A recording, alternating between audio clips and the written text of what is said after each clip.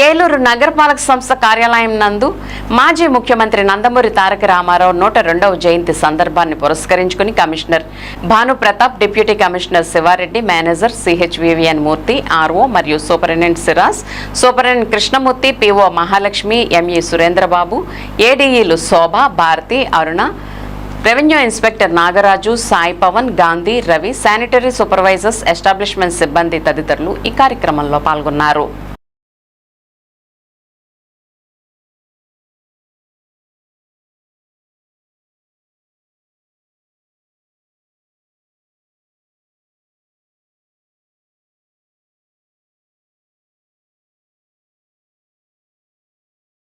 కూడా వ్యవహరించి కేంద్రంలో కూడా వారి తనదైన శైలిని ప్రదర్శించారు.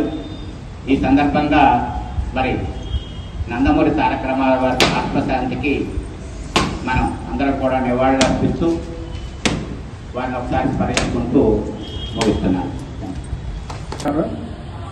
ఈనాటి జన్మదిన కార్యక్రమం సందర్భంగా కొంత కమిషనర్ గారిని శ్రీ ఎన్టీఆర్ గారి యొక్క చిత్రపటానికి పూలమాలకృతం చేయవలసిందిగా కోరుతున్నాము.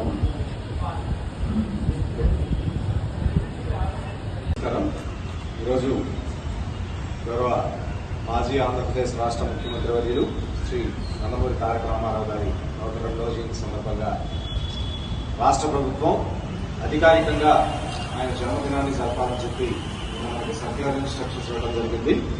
ఆ ఉత్తర్వుల ప్రకారం ఈరోజు గౌరవ మాజీ ముఖ్యమంత్రి గారి జన్మదినాన్ని మనం జరుపుకుంటూ ఉన్నాం. ఎన్టీఆర్ గారు అన్నతోటే మనకు గుర్తుకొచ్చేటువంటి రెండే. జాతి పునర్నిర్మాణంలో అనేక మంది మహానుభావులు వారి వంతు పాత్ర పోషించారు. ఈయన ప్రత్యేకించి ఆనాడు ఉమ్మడి ఆంధ్రప్రదేశ్ రాష్ట్రంలో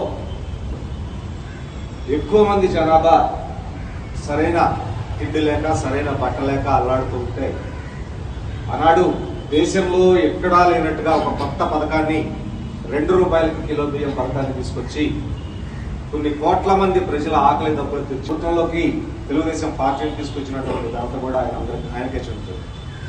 ఒక మనిషి ఇంతకాలం పాటు చిన్న చిన్న పిల్లల జనరేషన్ కూడా గుర్తున్నాడంటే ఆయన సమాజం మీద ఎంత చెరగని ముద్ర వేశాడో మనందరికీ తెలుస్తుంది.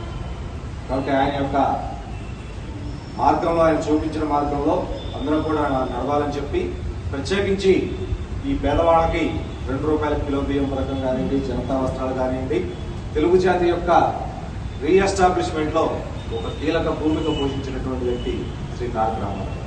ఈరోజు వారి 102వ జయంతి సందర్భాన్ని పురస్కరించుకొని మనందరం కూడా ఆయనకి ఘనమైనటువంటి నివాళి అర్పిద్దామని చెప్పి కోరుకుంటున్నాం. మొత్తం 3 సార్లు ముఖ్యమంత్రిగా పనిచేసినటువంటి ఘనత ఉంది. అప్పటికి 7 సంవత్సరాల కాలం పాటు ఎక్కువ కాలం ముఖ్యమంత్రిగా చేసినటువంటి వ్యక్తి